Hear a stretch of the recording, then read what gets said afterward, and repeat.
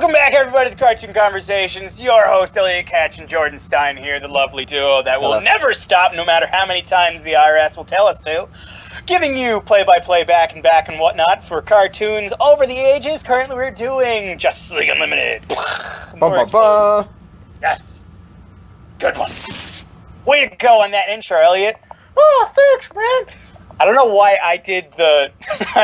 I did my own voice to congratulate myself. I appreciate that it was Mr. Pooh from South Park. I fucked everything up immediately. Whatever. To the episode. Okay. Actually, before we get to the episode, we have a special treat. We're going to do a Season 1 breakdown. Right, to the breakdown.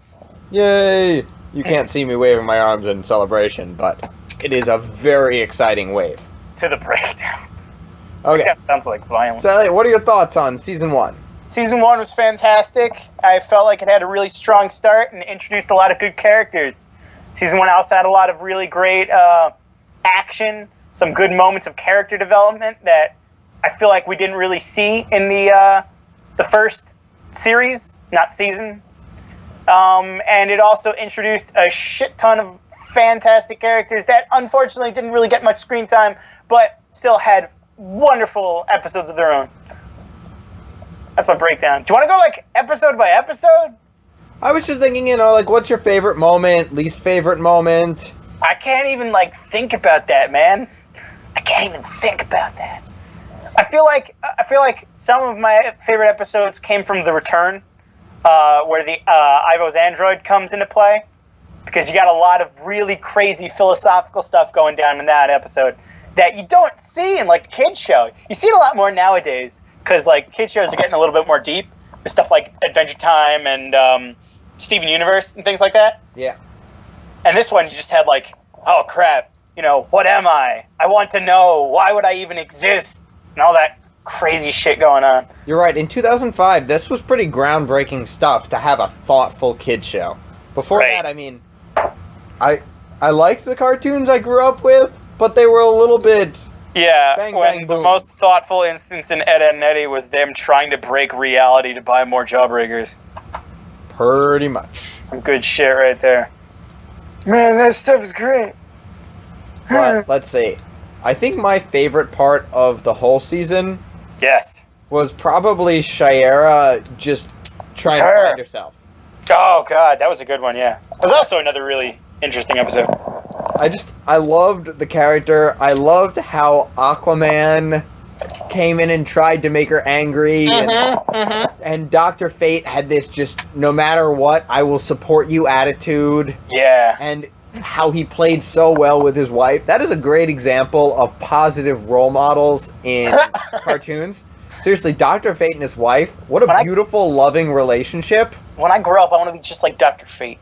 Yes. Not the one who's really like possessive and rapey in like Young Justice. What'd you say?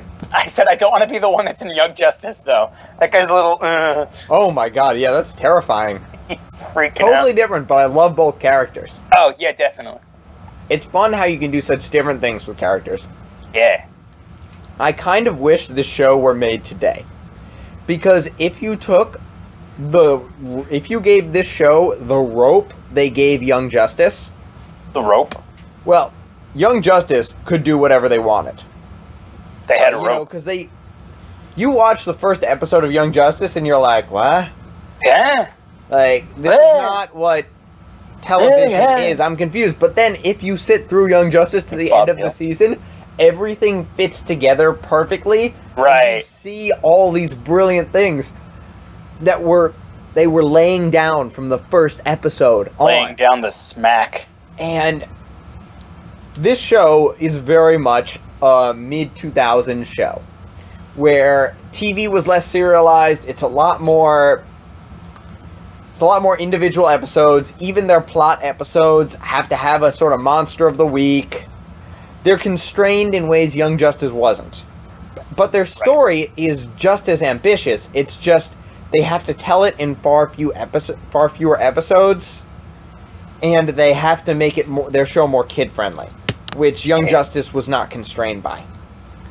And if this show had been given the same leeway Young Justice was, I think it would be a pretty legendary show. It would have changed television. Legendary. Legendary. Barney Stinson, legendary. Fantastic. Yeah. So, I think this was a really good season, but I also see the squandered potential.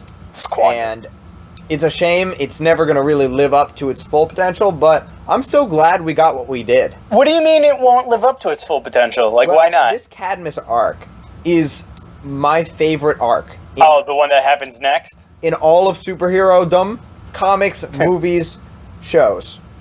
Both live action and animated. I think this Cadmus arc is the best arc of any television show. Superhero-dom. In a superhero-dom. Because at the end, the villains have such a good point, Right. but the heroes are still the good guy. Yeah. And those two things never go away. Yeah. And I've never seen that balance done so well. Yeah. As in the last episode of the Cadmus arc, which I'm not going to spoil. Oh my god.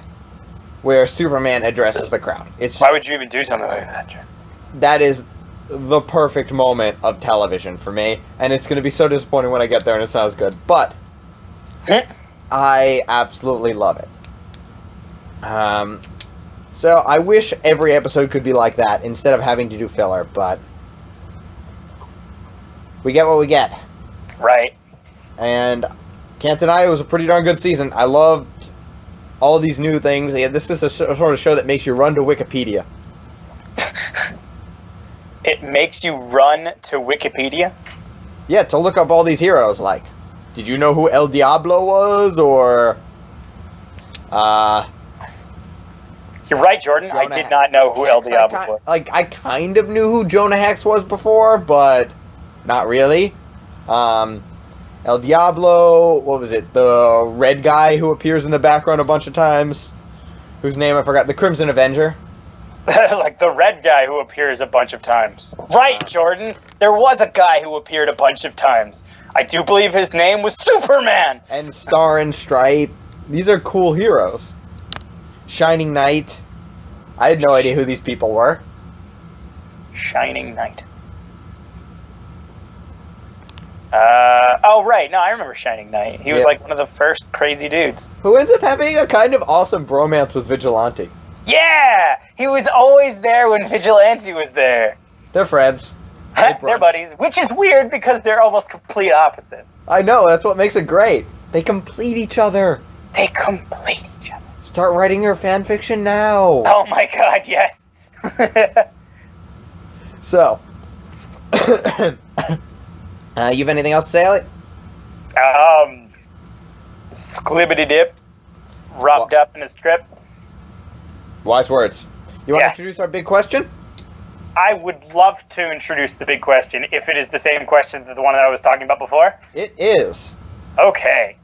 So, for this question right here that we have at the moment, in this episode, I do believe we have a bit of a crossing of what's a good measure of action and story. How can we have a balance of the two? Dog. I think that's a good point, Elliot, because this show is a kid show. You have to have action, keep them involved, but at the same time, it also wants to wrestle with some pretty interesting philosophical questions. Yes, there is a lot of wrestling going on. Yes, as Crazy. well as actual wrestling. Yes. So, I think this episode does a pretty good job. What a poignant thing to say, Jordan. So, continuing on, I'm going to do our episode breakdown. So, we open on a truck backing into a loading dock. Dude. Inside the truck are what we presume to be robbers. They don't actually steal anything. Above the robbers, on a neighboring roof, is Black Canary. She calls to Wildcat to help her, but he's busy with an underground fight. This has happened before, and you can tell it in the really good voice acting between them. She has the right level of annoyance and respect in her voice, and he has that sort of, I'm a cad, but you love me, and Wait, what? except I'm also old and wise. in his voice. It's a pretty good combination. Say she has the "I'm a cat and you love me." No. CAD. CAD. CAD. I don't know this word. It's kind of like someone who pushes the boundaries. Ah. Pushes Okay. boundaries. So, he says, just give me 10 minutes. Which is Right. kind of like what every 10-year-old says to his mother at bedtime. So, Just not give actually me 10 minutes. She doesn't believe it. And the robbers reveal that there are guns in the boxes they brought in the truck. So, scary. Guns, you say? Yes, guns. Damn. One man's watching a fight. Yeah, while they're, loading up the heavy artillery, there's one dude who's just sitting in the background doing pay-per-view. Yeah, really, it's just he's sitting there watching pay-per-view on his computer. Because that's something you do during a big robbery. Yep. I gotta get my fix, man. Needless to say, this is not the A-Team. Rent is out on Netflix, man. I need this. So, he's watching this fight, and he doesn't want to leave because the last one only went one round. So, Only. then Black Canary gets sick of waiting for Wildcat, and she goes and defeats the robbers. It's not really much of a fight. They try to drive away, but she uses her canary cry to destroy the truck. Oh my god, she obliterates the truck. Yeah. They're all about to get away. Oh, one thing I would like to point out in this is that she is so collected in this fight. She is, it shows a lot of her character, I feel like, in the form of combat that she's using. That's I think one of the things that has impressed me most about this show, rewatching it, that it doesn't waste its fight scenes. That it does character development through fights, which is really important for an action show. I feel like we could almost even clearly see the style that she was using. I don't know, like jujitsu or something. I wouldn't know. I don't know too much about fighting, to be honest. I mean, well, I know a bit about boxing, but I couldn't tell you about actual fighting. So. But it's very different from Wildcat's style, which is strange, because, they say multiple times that he trained her. You'd think they would have, similar styles. Yeah, no, I feel like he trained her to understand how to fight, to, experience battle, because he's definitely more of a... He's like a Punch them in UFC the fighter. face sort of guy. Huh? He's a punch them in the face guy. She's a do a front flip and then kick them in the face at the end.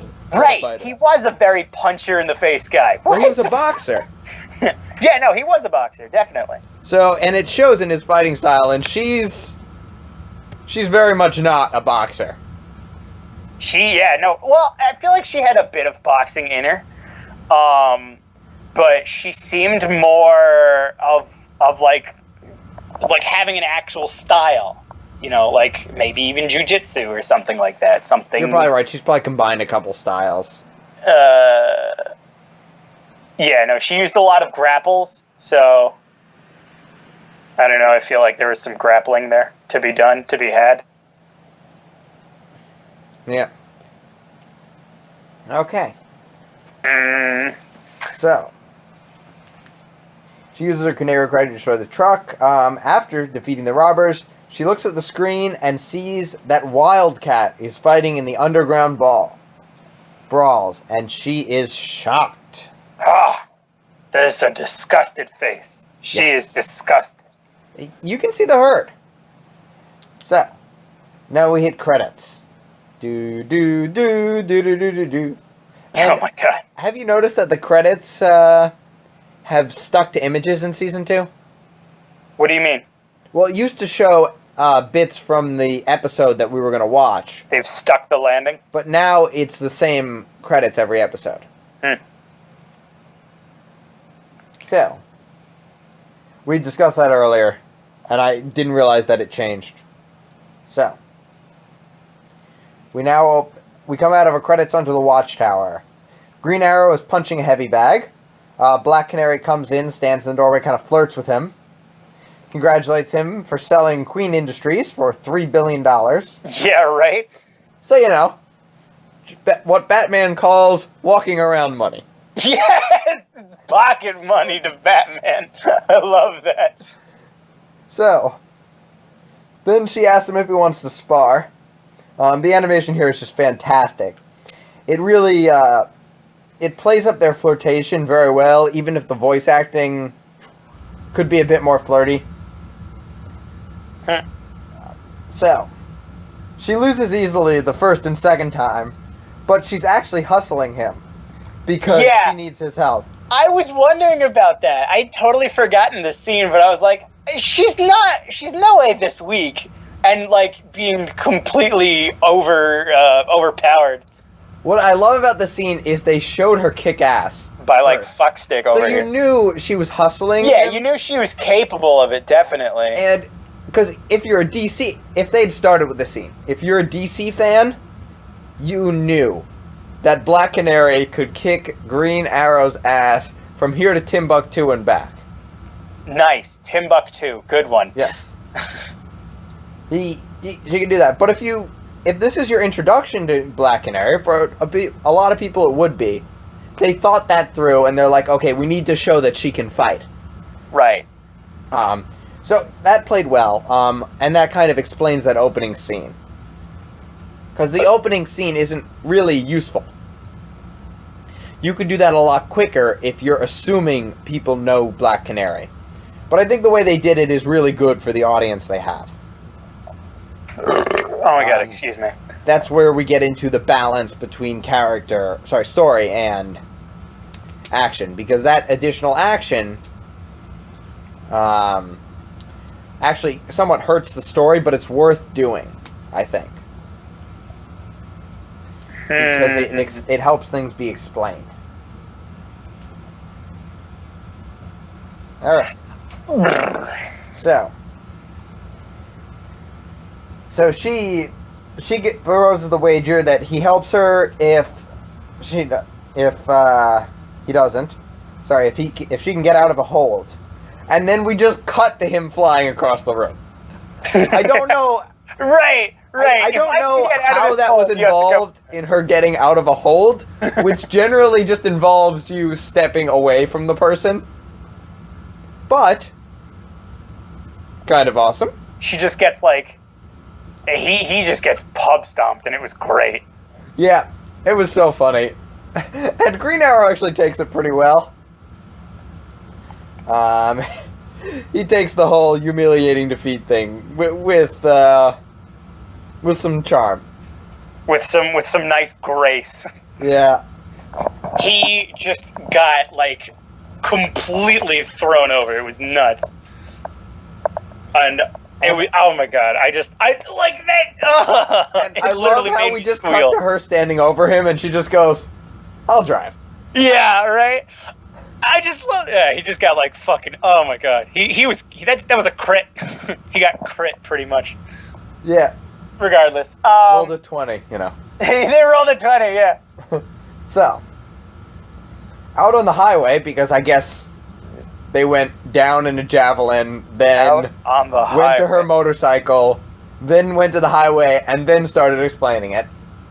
So, Black Canary explains to Green Arrow what Wildcat is doing. He's fighting at the Meta Brawls. If you don't know, in the DC universe, meta-humans are their equivalent of mutants. It's anyone with superpowers, basically. So, and these Meta Brawls, think UFC with 2-bit supervillains. We forgot to mention, though, what had happened on the scene with what's-her-face. I can't even talk at the moment. When they were driving, when she was in the bike, and he was being a gentleman. He wasn't holding on to her. He was holding on to the back of the bike. Yeah.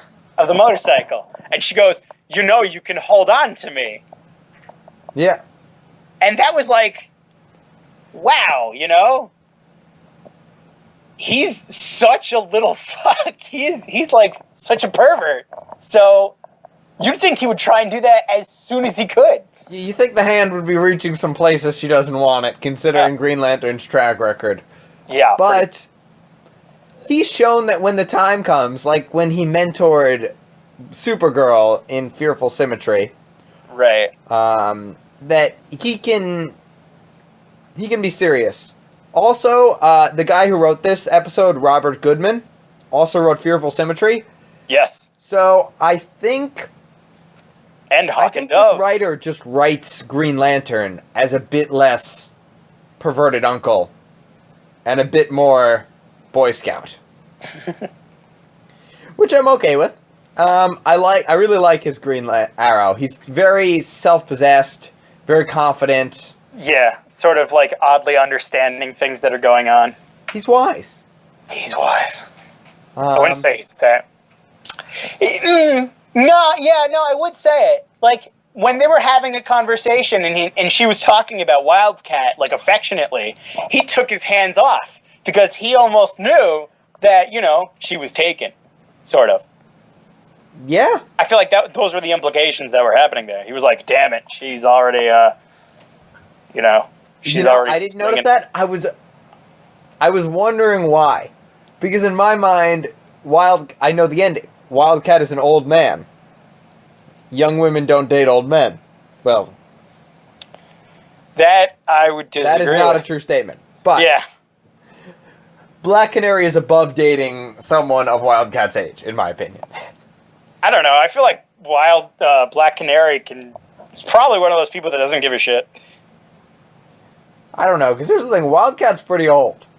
Wildcat's like 60, and she's like 20-something. So, I don't know. I think that's a kind of creepy age difference. I'm not saying it doesn't happen, just that it's kind of weird. But I guess Green Arrow doesn't consider it weird. But I didn't catch that. That's why Green Lantern took his hands off. So, let's catch it. So. No worries, man. So these meta brawls are illegal and dangerous, is all you really need to know. Yes. We also find out that Wildcat is Black Canary's mentor, and thus we have finished the usefulness of this scene. Cut to Wildcat with the organizer of the meta brawls, Roulette. He comes in to quit. They have... Actually, the scene of this, between the two of them, the animation is just flawless here. Like... Because there's... Sorry? Yes. No, keep going. Because they set the scene very well to show how polar opposite the two of them are. I really just wanted to talk about the fact that she has a wicked dragon tattoo going over her entire body. Yeah. That's a pretty That cool was, tattoo. like, I don't usually super like tattoos, but... It was a really sexy tattoo. But, regardless. Yes. That must have hurt a lot to get. She can handle it. She probably could do surgery on herself. She seems pretty tough. She seems talented and, like, ridiculously stereotypically Chinese. Yeah, She's got, she like, does look like a stereotypical triad head. Like what do you call it? When they had... What's the term for it? I can't remember what the term is. Hold that thought, because I need to take a short break. I'm holding a thought. So we're back. Yes, that's what that meant. Yes. And I just want to talk about how beautiful this scene sets. Roulette and Wildcat are on opposite ends. I'm going to post a picture of it, don't worry. It's very, very, like, movie organized scene. It looks Also, like I something forgot to in say... a movie, yeah. I forgot to say she looks like a Chinese gangster, and that's it, I'm done. Okay. Okay.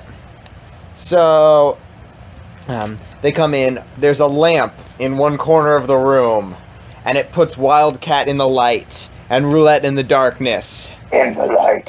In the And dark. it really enunciates how different they are. She's sitting down, typing on her computer. He's standing up straight as an arrow. Even his ears are pointing up. Yeah. Then, sorry, his wildcat ears, not Yeah, his little wildcat ears. yeah. His adorable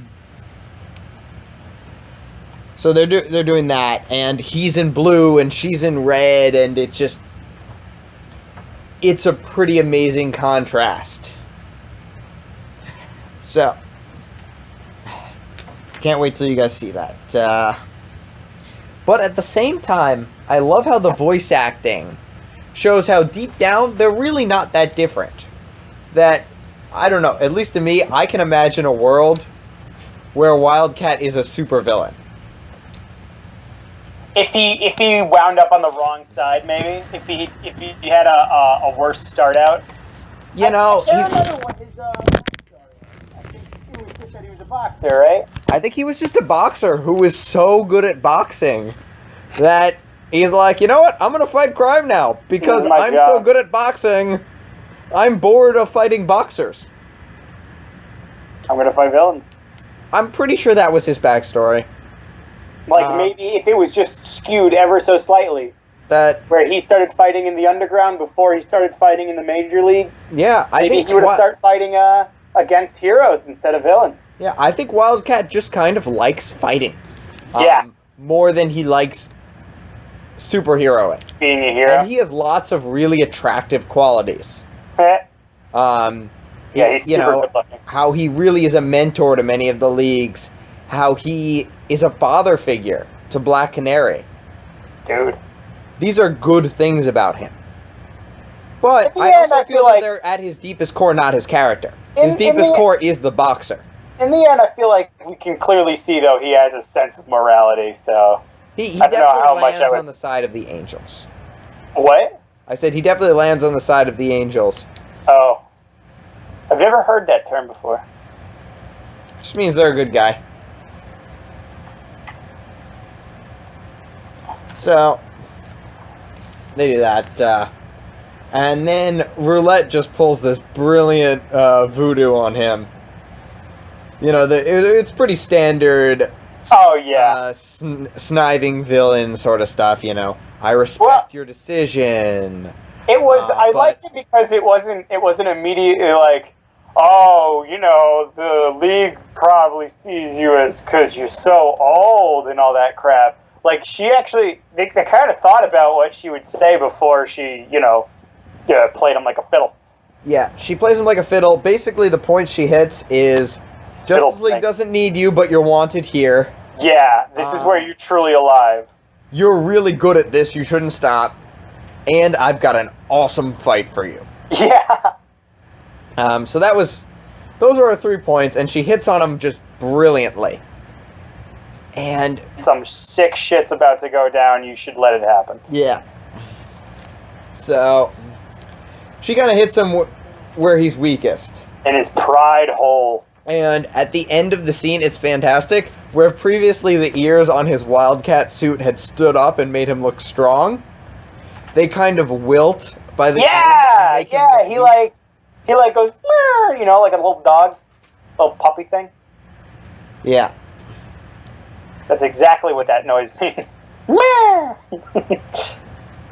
So he does that. And it's Yes. just great animation. The animation in this scene is just, they must have blown so much budget doing that frame by frame animation because it looks I don't know. gorgeous. I'd have to get in like a technician here to see how like actually advanced that scene was. Maybe they were just really good at storyboarding and they did it in a way that was cheap. So I could be wrong that, you know, maybe the characters don't move as much as I think. And now that I think about it, the characters don't actually move that much. It probably wasn't that expensive of a scene. Yeah, I feel like what But- you were focusing on is the fact that it's very dramatic and very movie-like. It's very cinema-esque in like the where they're standing, the kind of conversation they're having. It felt like they were, you know, two actual people standing right there. Roulette really feels like a noir villain in this. Yeah, I got that. Because it's a mafia thing, you know? Yeah, She's- she's kind of a mafia. She's very Although much we're talking playing a mafia role. Yeah. Although we were talking about earlier, so I guess she looks Chinese, so perhaps she's in a triad. Perhaps. So, continuing on, Carrying it on. ends with him all but agreeing to fight Atomic Skull. Yeah, like, Atomic Skull? You're gonna Who's a fight pretty powerful Atomic Skull? villain. With your bare hand? No, I know he's an actual villain. He shows up and fights Superman a couple times. Yeah, he's one of the more powerful villains. And he's gonna just punch the shit out of him with his bare hand. Well, let's talk about the metaphysics of the DC Universe then. I think we're going to have to accept a couple things. Right, One, right. humans in the DC Universe, much stronger than humans as we think of. In, like, real life. Yeah. So, I'm going to say the average human, just like Joe Schmo untrained, is about 2 to 3 times stronger than me. And so Superman lifting a car is less impressive to them. And 2, I think we're going to have to assume that these forces of nature are also less powerful. Forces of So nature. cars are lighter, Cars in this world are lighter. metals just aren't as heavy. Atomic power doesn't create as big explosions, bullets are slower, because Bullets. gunpowder doesn't blow up with as much force. Do you have, like, any real evidence to back this claim? To back this claim? Batman is still alive. Mm. And the You're not thing- just gonna say it's because he's badass?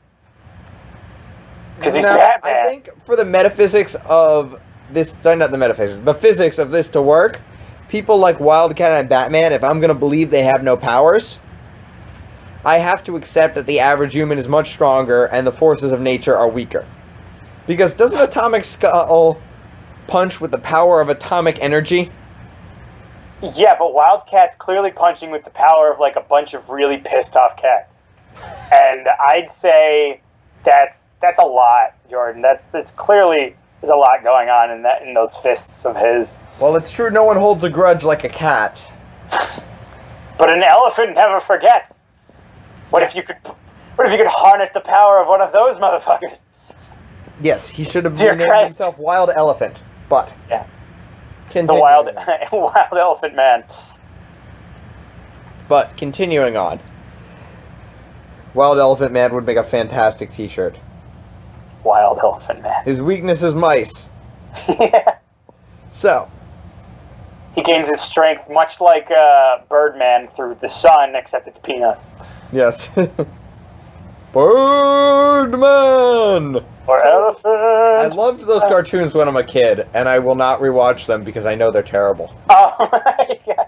You should watch Harvey Birdman. I should actually watch a bit more of Harvey Birdman, It's Ace really Attorney. funny. Also, Stephen Colbert is there. Stephen Colbert is in Harvey Birdman? Yeah, he's one of the main characters. He does a lot of stuff actually with what do you say? Frick. What's the word? Adult Swim. Yeah, he does a lot of stuff with Adult Swim. He's in Venture Bros. He's in Harvey Birdman. I think he's been in probably Robot Chicken maybe like once or twice. Wow. Cool. Maybe. love I don't know. Colbert. He's always like the same character though, but he's really funny. He does his thing and he does it well, and you know, when you do something and you do it well, why change? Yeah, when you do something well, you might as well get paid for it. Yeah. So, Never do it for free. That's what it was. If you do something well, never do it for free. So now we cut to Black Canary and Green Arrow talking to a 2000s version of a drug dealer. Although I found out it was actually based on Ali G, the Sacha Baron Cohen character. Oh my god! I totally see that! Holy shit, it really does! It was a joke that they liked the Ali G show, so they kind of wrote him in without having to pay him. I can totally see that. Like, he oh my god, he really looked like him. He did. I didn't see it until I saw that online, and I was like, That comparison? that works. Yeah. Holy shit! Yeah. So I noticed he looked like something. I was just like, he looks like some kind of creep, gangster creep. Still, that's great. That's fantastic. I'm in love with that now. yeah. So Black Canary talks to said, I guess he doesn't actually sell drugs. Ticket dealer. Yeah. And then she goes to Green Arrow and says she needs $1,000. Yeah, just like, real quick. Hey, give me $1,000. Don't worry, it's totally legit. Yeah. When you date them high class dames, money just goes like water. Oh my God, Jordan. So. Like what? Like water? Like water. Like water? That's a quote from, I think it's Beverly Hillbillies. Something like that. I don't know, it's something. So, he's annoyed because he thinks he just has him there for his money, which is pretty fair considering her opening line was, "Heard you sold a company for $3 billion." Yeah. So, I kind of feel for his suspicions here. Her priorities are totally in straight. I mean, here's the thing. They're okay. I might marry a guy for $100 billion, but... Oh my God. Sorry, I'm going to say $1 billion, but... no, I wouldn't, actually. That'd just be cruel. But, she's hurt by this, even though he... Okay, that's kind of fair. His insult there was kind of fair. His insult? Yeah. Yeah, definitely his insult. Yeah, but she's hurt by it nonetheless, which is also somewhat fair. So he does buy the tickets, even though it turns out to cost $2,000. That Ali G knows how to strike a deal. Oh, he Bargain's sure does. like a fishwife. Wait, what? A fishwife, known for good bargaining, A fishwife? Yeah, they sell their husband's wares in the market. The husband fishes, the wife sells, and they become really good at bargaining for more money. Oh. So. That's what you meant by a fishwife. Yes. So at the brawl, there are villains and rich people walking all around, which leads to the question, why does nobody recognize Oliver Queen? Well, because, I don't know, I feel like he's in some kind of incognito mode right now. He's Oliver Queen. He's one of the more famous people in America. In this universe, he just sold a company for $3 billion. His face was probably plastered all over the newspapers. You know what, Jordan? I'm not quite fond of you at the moment. I really think that, and this is his set of people. These are people who he knows and grew up with and whatnot. Grew up with? He grew up rich. Rich people hang out with rich people. Yeah, but... When you get to that level of wealth? Oh, no, not these people. These are the chump change in comparison to him. You're right, they might be a little bit below him. But I still think these are people who he would have business dealings with and who he would know. There aren't that many people in the 0.1%. They are by definition 1/1000th. Sorry. They are by definition 1/10 of 1%. So, not a lot of people there. Okay. I feel as if just this point in time, we shouldn't give a crap about the random side people. Okay, so we're going to have to look past that plot hole, and I'm kind of okay with it. Plot hole? It's a plot hole. I don't think we have to give a crap about these people. I don't think any of them even noticed him. I don't think they walked around that area. I mean, I imagine they had to go through some common areas. I don't think so. Alright. So, Wildcat is in his dressing room shadowboxing. He's got a picture of himself as that in his heavyweight boxing days up, but that's really the only decoration, because this doesn't really look like a real locker room. Like, normally the boxers get like a pretty nice room when they're big time. It looks like just a locker room. Yeah, it just looks like a locker room at a high school. It's kind of strange. Which makes me think that how they do it underground is that this is a building that's not normally used for big fights. That this might be like a school building or something like that. That they somehow retrofitted. Like an abandoned school building that they remodeled, and now they're doing their fights there, and they bribed the police. I don't know. So, Black Canary confronts him about what he's doing. He thinks he's only good for fighting, but she's got a daughter's affection for him that proves otherwise. Daughter's affection.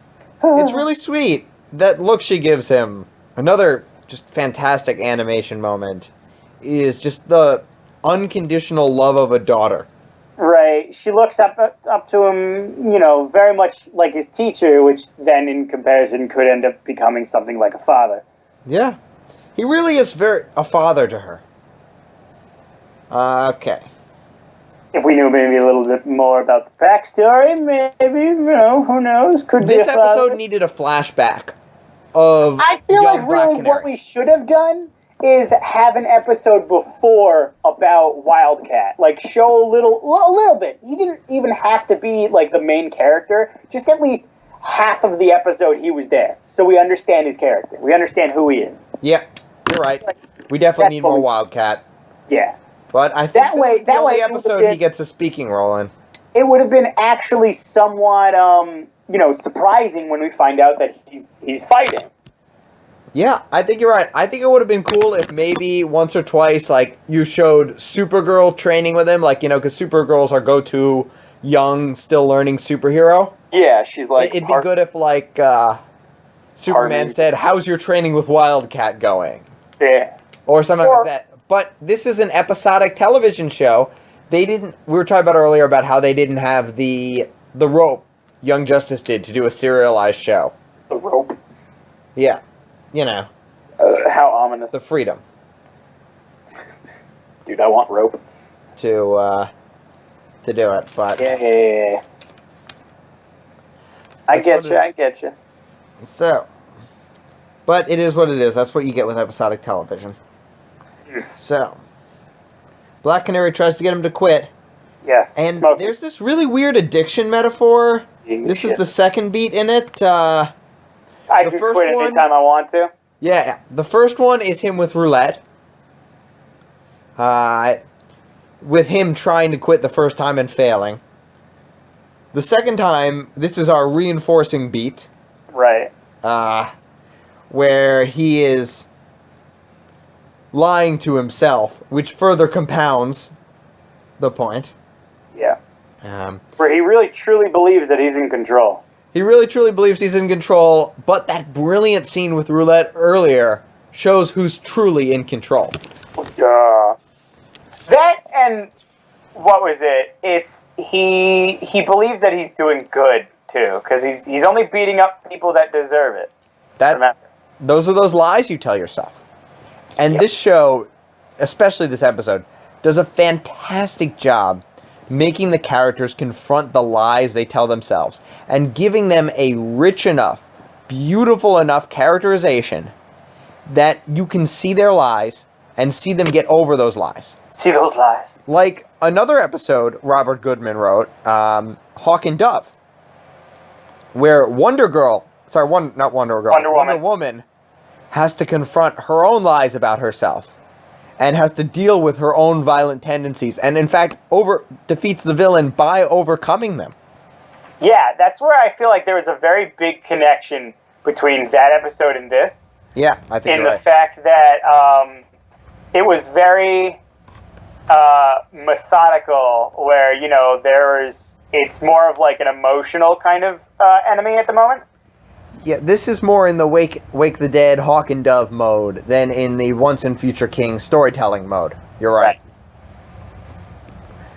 The So real villain is within. it really is, and that's kind of my favorite part of this episode, and why I think it's going to be a little bit higher for me than for you. So, I have a lot to talk about that in terms of at the end. yeah. Uh, So, so I will hold my grievances until then. so speaking of character, I think it's telling that he has a picture up from his boxing days. Telling. That he's dwelling on the past right now. That's not healthy for him. Right. That he should be living for the future.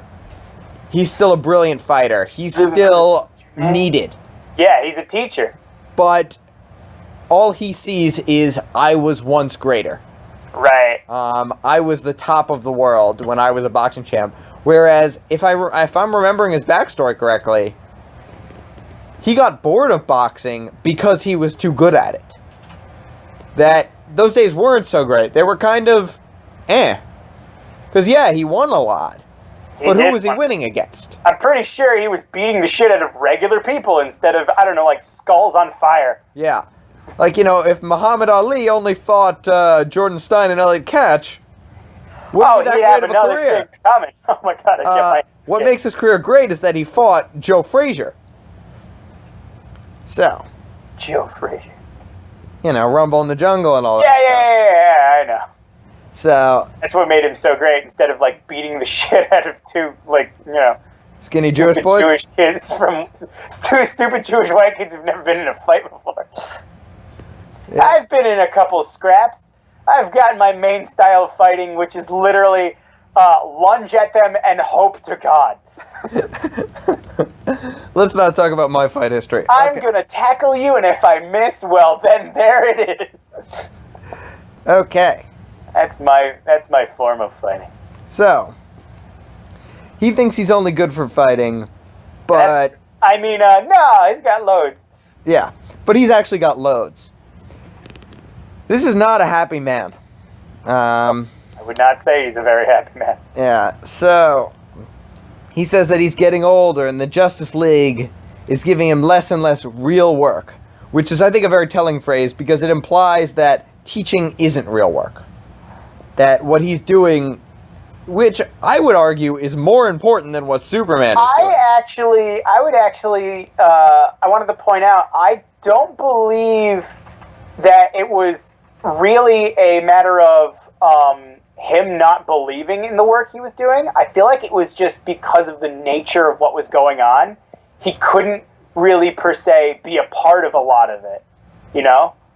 Like, let's say the Dark Heart. Yeah, What can you else? imagine him punching those robots? I think he might have been there, and he might have clawed the crap out of them or something. Was he there? I don't remember. He might have been there. That would not be a good choice for him. Hey, what's his name was there? Vigilante. Yeah, using his Vigilante was six-shooters. there. Apparently, This M16s don't and attack helicopters can't defeat these things. But good thing Vigilante has a 6-shooter. Oh, yeah. Real modern weapon. Dude, he's really good at that, man. He's really guess. good at. I don't understand why his 6-shooter works. Don't just accept it. I am accepting it. It's Just fine. accept it and move on. But It's I totally Wikipedia'd him. That's an actual 6-shooter. Yeah, It's not like a magical 6-shooter. I don't know. Like Shining Knight has a Vixen magical was there. sword. Vixen was there. Yes, and she can have the power of an elephant. I see how that works. So, Something power of a lot of cats. yeah, whatever. So, he says real work, which I think is somewhat telling about his mind state. And he calls his teaching babysitting. Same point there, really. He feels useless because he has no superpowers, which Just in can't his get defense, up. most people feel useless standing next to Superman. Yeah. Black Canary tries again to get him to leave, but he won't go. Something Batman. Yeah. Green Arrow steps in, and Wildcat threatens him. Black Canary pulls them out, but not before damaging her relationship with Green Arrow, who feels like Oh yeah. she's Now putting he's Wildcat ahead of him. He feels more so that he's being used than he doesn't care anymore. Yeah. So, Like, I spent $2,000 to try and get with this girl. This is a very expensive hooker right now. I don't think he's planning on sex. I think. I don't know. I Yeah, felt I like think he would like to get there. Oh, Like, he's don't get me planning wrong. that He's from the very beginning, man. he's still a player, but I don't think. I think he thinks higher of Black Canary than someone who he can buy sex from. Buy sex from. I don't think he looks No, at I know. people I you just can like buy the sex terminology. from. I think for all his lech, all his being like a kind of perverted uncle, he still is above prostitution. I don't think he was buying sex. I definitely think he thought he was gonna get some action. But like in the very beginning when they were fighting, you could clearly tell he was dolling on the charisma. Yeah, that was a funny one.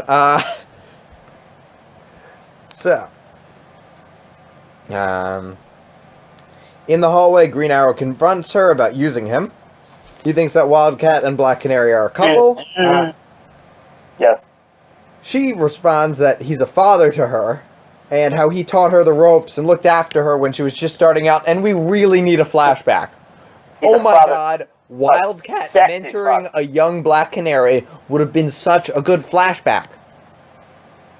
Like, just to show her, almost losing to her first robber, and having to depend on the canary cry in desperation or something, and then nearly killing him, and then Wildcat taking her under his wing and teaching him, and seeing that young Wildcat so full of life, as opposed to this sad one.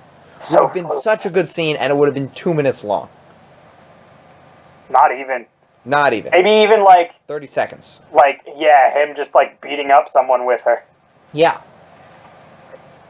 They needed something, and it's infuriating we didn't get it. Right. So, Instead, but it's a 22-minute episode. You can't do everything. So, could have really crappy one-liners. yeah, you can have really crappy one-liners. But they've got some pretty good ones, too. Yeah, they did. So Green Arrow, being actually quite a smart guy, puts two and two together, and he realizes that if this came out, Wildcat would be kicked out of the league and humiliated. So they activate Plan B. They change into superhero costumes. Green Arrow's a dog, but Black Canary knows how to keep him in check. Because they've got to change in the same hallway. He's a dog. Yeah, Woof. the dog. He's After women, he pants a bit, he's a dog. Yeah. He's got the dog character at him. So, in the ring, Roulette is announcing the big fight. The Wildcat big fight. and Atomic Skull enter the ring. They Oh fight. my god, yeah.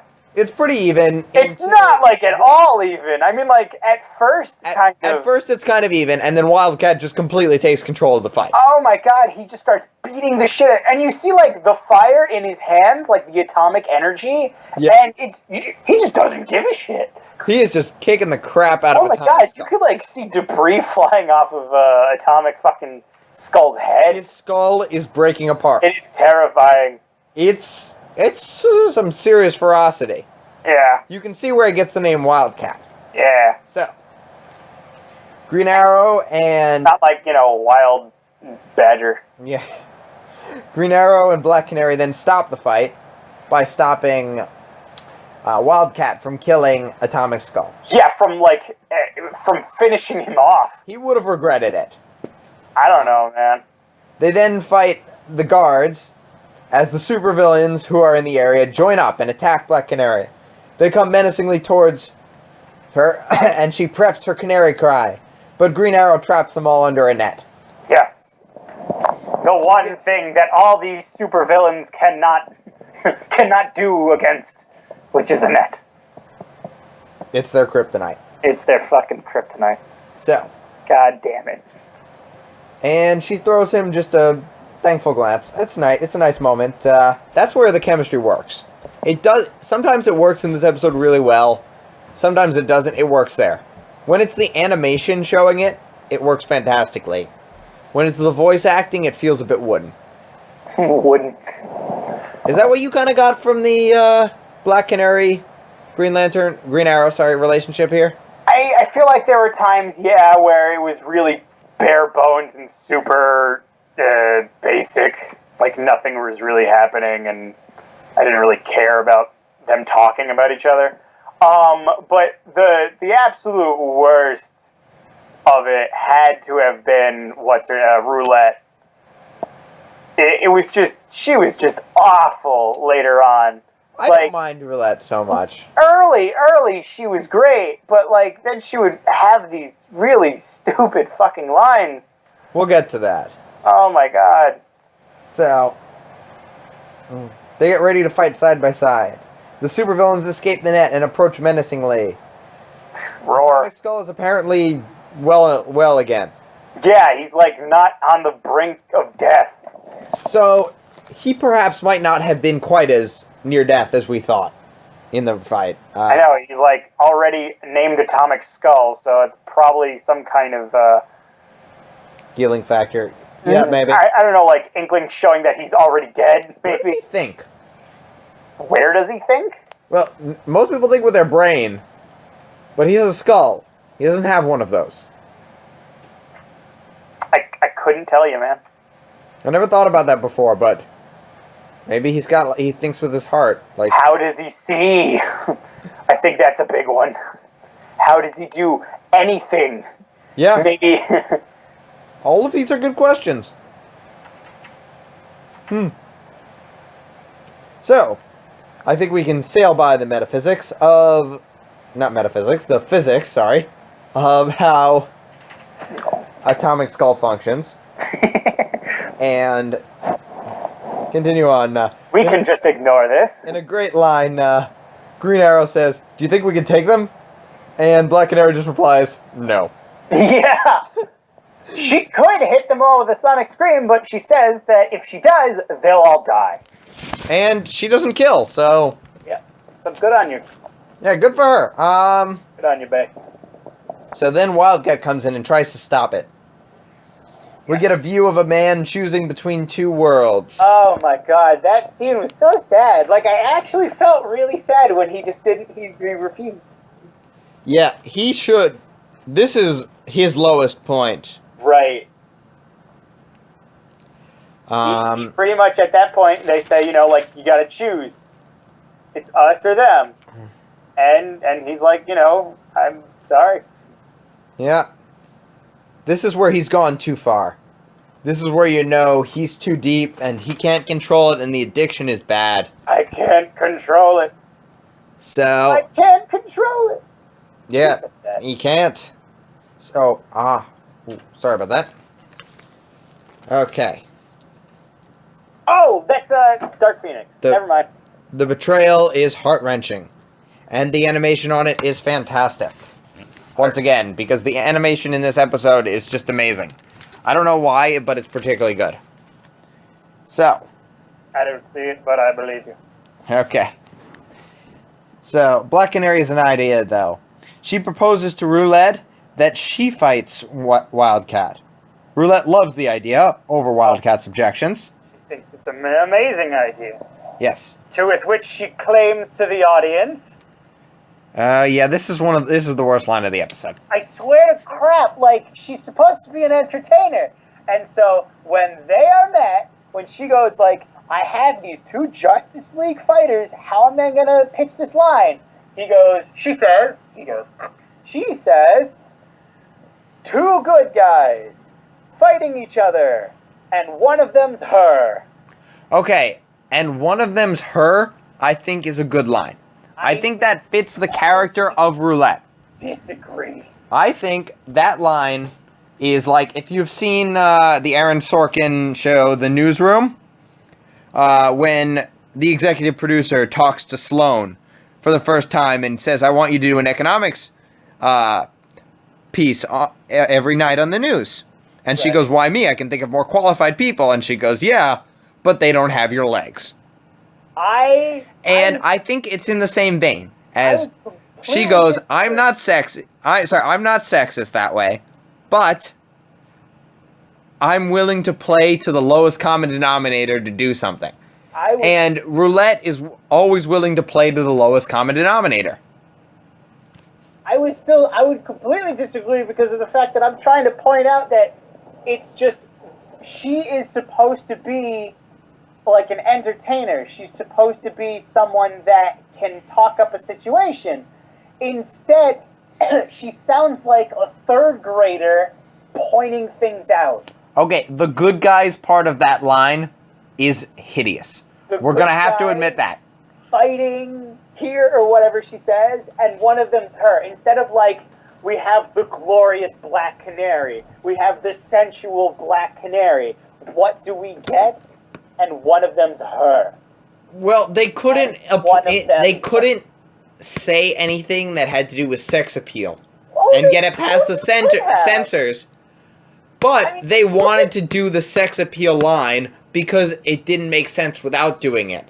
Oh, we totally could have. Look at everything that was going on between freaking Green Arrow and Black Canary throughout the entire episode. There was so much sexual tension going on there. Yes, but they hid it in ways like saying, and one of them's her.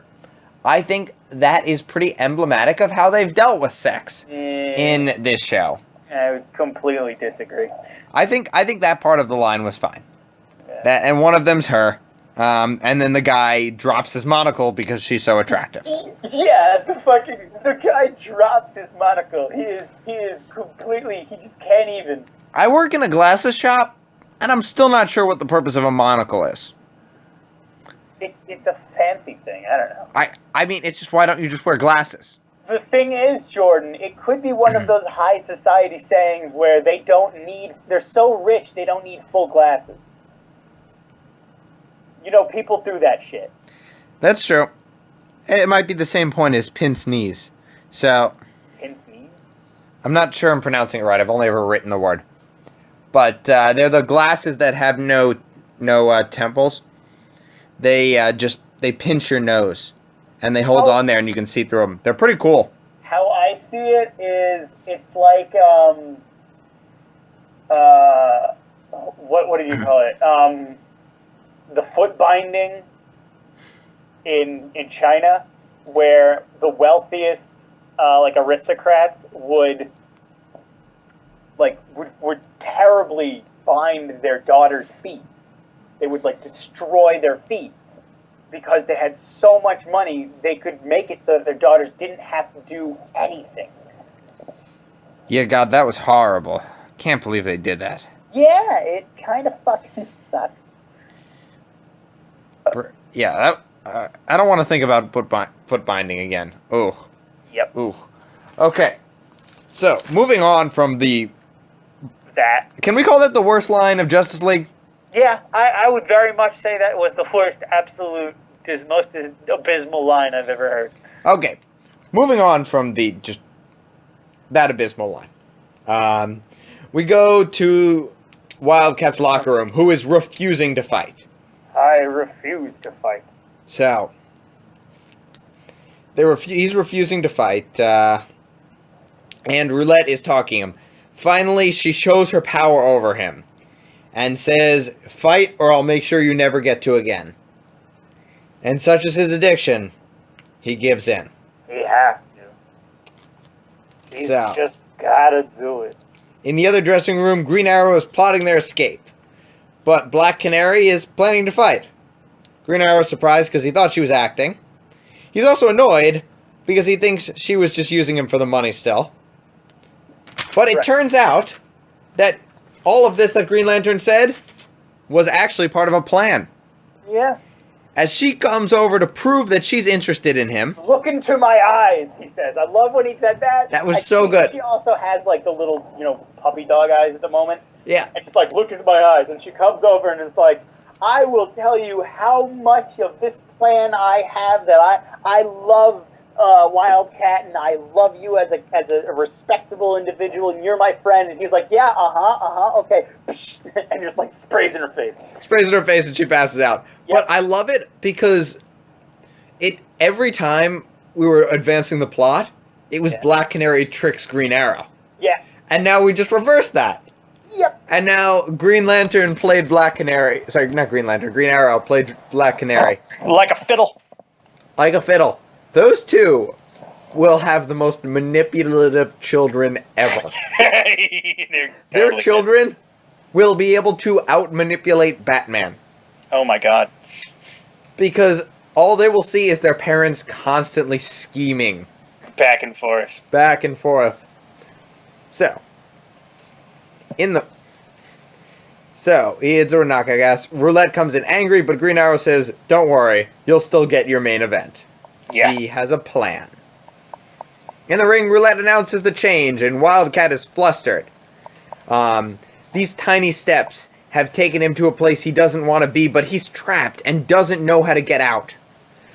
Roulette closes the door, but He's trapped Wildcat in- won't fight. A glass cage of emotion. Yeah. Green Arrow taunts him and gets a knuckle sandwich as his just desserts. Wow, Jordan. I thought that was a nice turn of phrase. 2 food puns. Yeah. Both of them. No, keep going. Whatever. All right. Hey, it's like, We're doing this live. so, okay.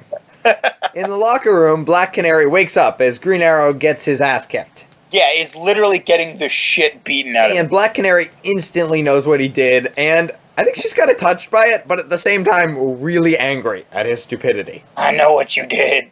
Yeah. So, she runs to the cage, but the fight has already started, and she's restrained by the guards.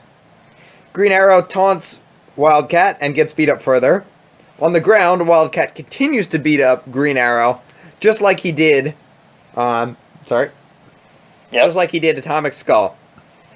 Even nearly unconscious, Green Arrow continues to taunt Wildcat. He punches him one more time, but Green Arrow is unresponsive.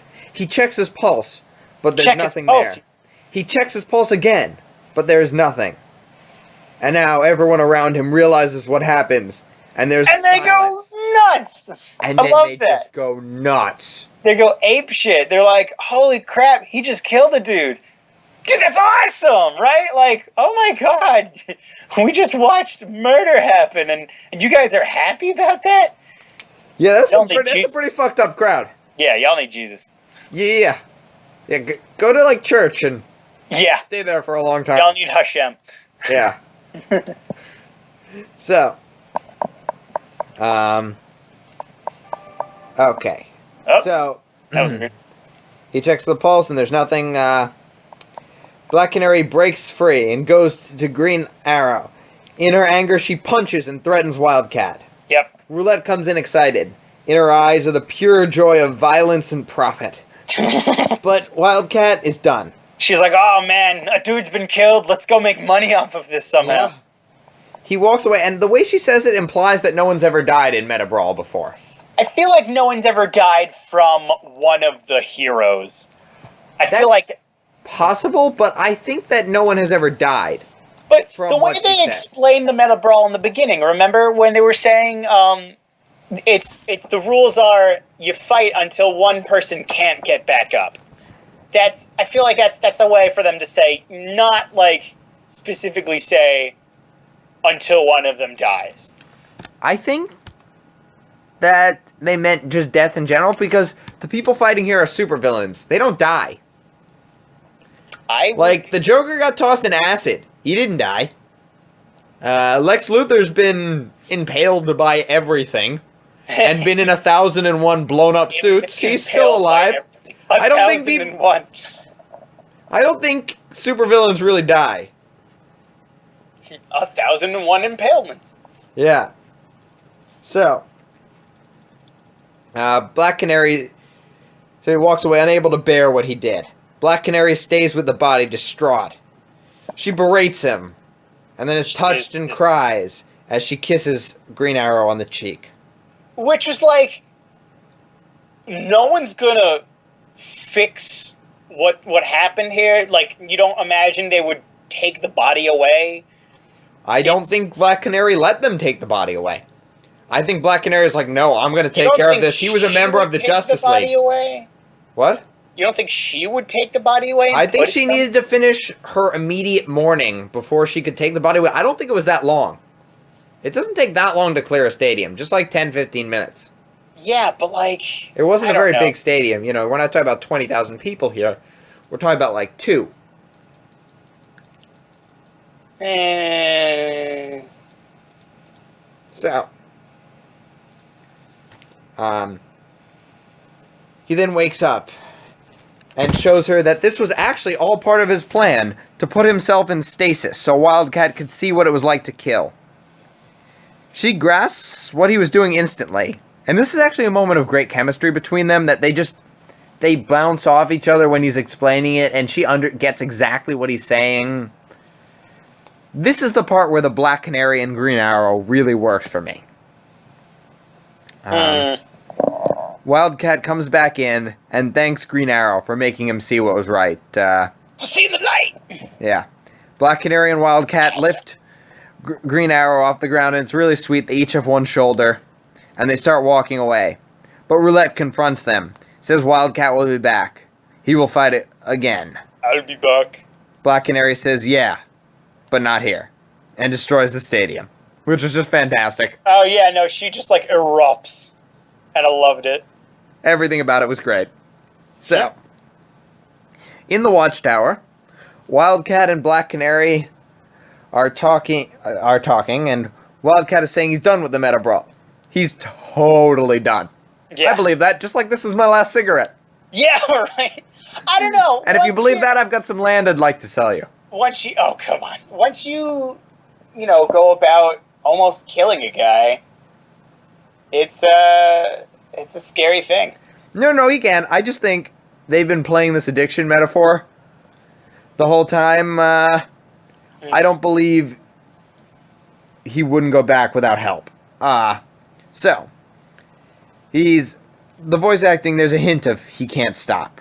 She takes him to Martian Manhunter, which, when I heard when they made this show, the deal was they got to make this show the way they wanted, but one of the original 7 Leaguers had to be in every episode. Oh, and is it Martian Manhunter? And this one, it's Martian Manhunter. And he doesn't actually speak or anything. He just appears for 1 second. Yeah. As the counselor for I do Wildcat. really like the fact that the Martian Manhunter was supposed to be, he's the what do you call it? He's the team psychologist, basically. Yeah, he's the psychologist. Yeah, that's fantastic. I love every time he does that. It's so great. The Martian Manhunter is a great character. He's in Supergirl right now, and every time he's in a scene, I love it. He's the best part of Supergirl. He is the best. He really I haven't seen anything yet, but I am looking forward to it. Yeah, you should watch it. Then I'll have someone to talk to about it. Maybe, who knows? We can yell about how awful it is and how great it is, because it's always one of those two. So, how awful and great. Okay, a lot of Supergirl is really bad. Like, just really bad. And you kind of got to fight through that to get to the parts that are really good. Really good. So, she takes him to Martian Manhunter and says, sometimes you need help. And this is the third beat of our addiction. First we had the showing him failing to quit. Then we had him saying, I can quit anytime I want. Right. While actually disproving it with his actions. Yeah. And now we have having a him hard taking time concrete steps to conquer his addiction, subverting the original one, which is nice. So, also in the background we have a second Watchtower. Yay! Wayne Corp stock went up. Yay! Oh my God. So that's kind of cool. Little Mister doesn't miss a beat over here. Okay, I'm happy for Bruce. Yeah. Now, maybe he can bring his walking around money back up to that 1.5 billion level. You know. Likes to taunt Green Arrow's like, I just sold a company for $3 billion. Yeah, I know. Batman's like, Yeah. oh yeah, you know. Actually, keep that on me. They had to print a $1 billion bill for me. I don't really use it for anything, but I just like to having it on me. know that I could if I wanted to. It's the thing I have that shows I'm better than you. Yeah. And you know what president's on it? All of them. All of them, and they're having a party. And you know what? And you know who's also there? Who? Batman. Batman. Please, if we have listeners, please design that and post it. Oh my God! Yeah. I will love you forever. Yeah. Wow, Jordan, you're not even just gonna you're just gonna go out with that right there. No, we still have, I will love you forever. Jeez. So, Green Arrow comes up to Black Canary and asks her if she wants to get a cup of coffee. He sure does.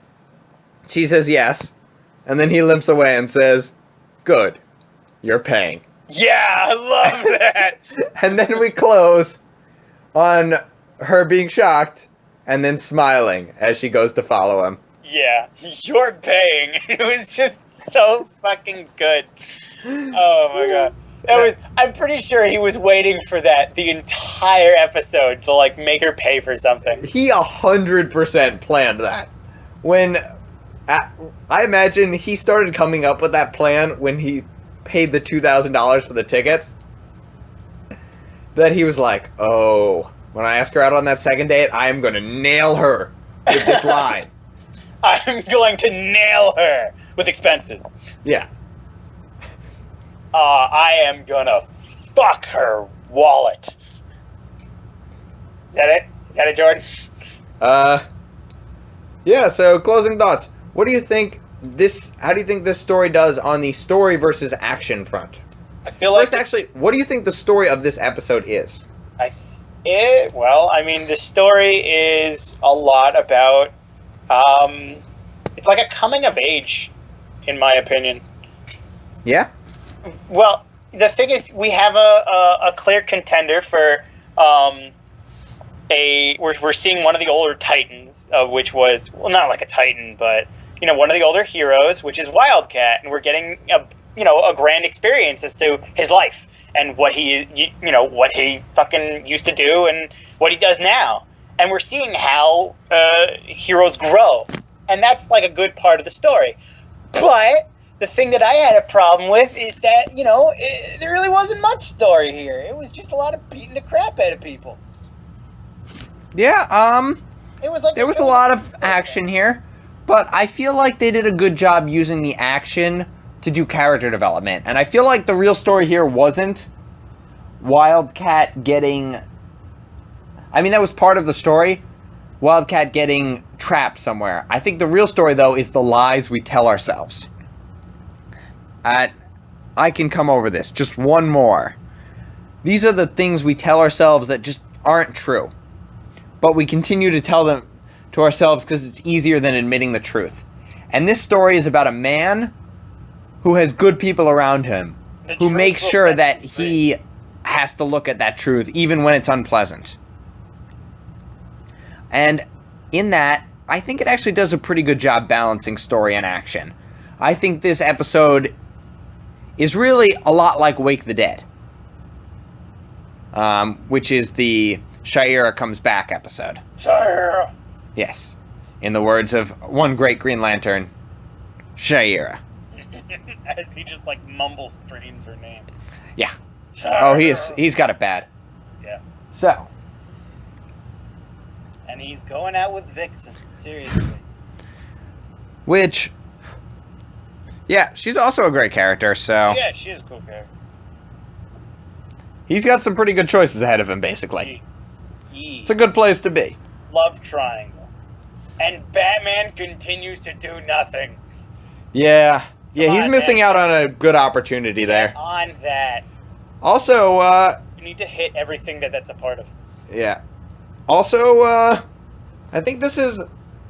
Let's see what... This is our third relationship. And in all three, it seems like the women have kind of taken the lead. I hadn't noticed that until we were saying that now. What was the second? Or first? Wonder Woman, Batman, Yeah. Green Lantern, and Vixen, Right. and then this one. Oh, right. Well, we sort of knew from the beginning that they would be together. Yeah, we knew from the beginning. Yeah. But this is the first time we see them in a relationship. Them doing stuff. Yeah. Butt stuff. So, With butts. this, Sorry, Sorry, little piggy. This episode. This episode, that was kind of interesting that Black Canary really ran the story. Yes. And But- I liked but it, in the- because she's a in good the character. end, it was... You gotta say, she ran the story, but in the end, it was clearly all. It was Wildcat's story. Well, no. What I mean is what's his name knew everything. Green Arrow? Yeah, Green Arrow was doing everything. Green Arrow did the final thing. I think He paid for the shit. He was just, I don't know. I feel like I mean, Black Canary found the problem, found the solution, found the Ali G to get the tickets from. Found the Ali G. No, what's his name found the solution? I don't know. Fuck it. So, Green Arrow. Names and words that I use. I also want to talk about the ethics of Meta Brawl. What? I What don't ethics? think this is that much different than UFC. I really would disagree completely. I don't see how you can tell that. I don't see the similarities. Just because that they're, that you have injuries, that's something that they understand can happen. While in the supervillain death battle, that is what it is. It's like a death battle. They don't care if someone has the potential to die. They'll go for it, man. Broken bones. Roulette said there. I think how I'm interpreting it is that Roulette said there was never a death in these Meta Brawls, whereas in boxing today, 10 people die in the ring every year, and thousands more die from injuries caused during their boxing career. I don't know. I just don't agree with that. I don't feel like what she was saying was that there was never been a death before, but maybe just never a death that has occurred with a superhero. She was so excited that, they killed that freaking, that Wildcat killed off Green Arrow. They're like, holy shit, we're going to have Wildcat kill a lot of people now. That was their deal, man. I don't think so. I think that this isn't somewhere people die. Supervillains do not die easily. I think that it doesn't stretch the imagination to think that no one has died. I don't know. I would still disagree on the fact that they're the same as UFC. So, I mean, people die. People in these die, but fighting. it's not like something that's intentional. No, it's not, but it's unintentional here either. I don't think. So, and it's on pay-per-view, so there has to be some amount of looking the other way by the police. I don't know. So, I think that there's something to the fact that this is probably semi-legal. Roulette is certainly unethical, but she wouldn't be the first unethical person in a legal business. You're the first unethical person. And all right, so where do you think this episode should go? And you what? I actually was kind of disappointed with this episode. I was really going into this one thinking I was like going to be stupefied. I was waiting to be so happy, like, oh man, this was one of my favorite episodes as a kid. And then I'm come back and watch it and realize how cheesy it is. It's a little cheesy. Yeah, it was not just a little cheesy. It was hyper cheese. There was an oodle amount of cheese. Oodles. Of doodle. A poodle. Oodle poodle. Toodle. Dude, you're a beaut. I am a beaut. Thank you for noticing. So where do you think it goes? I don't know. Somewhere low. So, Not the is it bottom, better or worse than kid Not- stuff? bot tier. I like kid stuff a lot more, actually. I would maybe I would put this at like number second to last, or last even. Actually, you know what? This has got to be the first episode I was disappointed in. All right, so I it goes liked as it. Definitely, I did. But like, I don't know. I was expecting so much more. I really was, and it let me down. all right. So it goes as number 13, and that's Elliot's first bad episode. I don't know. I wouldn't say it's a bad episode. I just said that it. Disappointing? Yeah, disappointing. Okay, so let's see. Disappointing. Actually, the more we talked about this, the more I loved it. I loved the deep idea of how people fool themselves. I liked this was everything with Wildcat in it. Kid stuff. Like Yeah. I ended up liking kid stuff a lot more. And I thought I was not gonna like it, and you thought the complete opposite, and experienced the complete opposite. Kid stuff, that's the closest thing I got to a bad episode. You talking about it with you and talking about the Arthurian myth and stuff like that made me not hate it, but I actually disliked the episode. Say something totally different. You're like talking about it with you. It's like, yeah. What do you mean talking about it with me? All right, so I thought you brought up some good points about why it was a good episode. So I think I would rather watch this episode than the Once and Future thing. But I think I would rather watch Initiation than this episode. So I'm going to have a little Green Lantern block, I guess. Oh, no, because he was also in Fearful Symmetry. So I'm going to have his two of his episodes in a little block. And I'm going to put him in at number 4. I don't know. It's because Hey, you there? Oh, technical difficulties, folks. You there, Elliot? yeah, I'm here. Okay, perfect. This world is my own. Okay. So, we're back. We have our spots, and, we have a rating. Any final thoughts, Elliot? Wildcat beat the shit out of an atomic burning skull with his bare hands. That was pretty awesome. Yeah, Need more Wildcat. need more Wildcat. This world needs more Wildcat. I've got a fever, and the only cure is more Wildcat. Is more Wildcat. Regardless.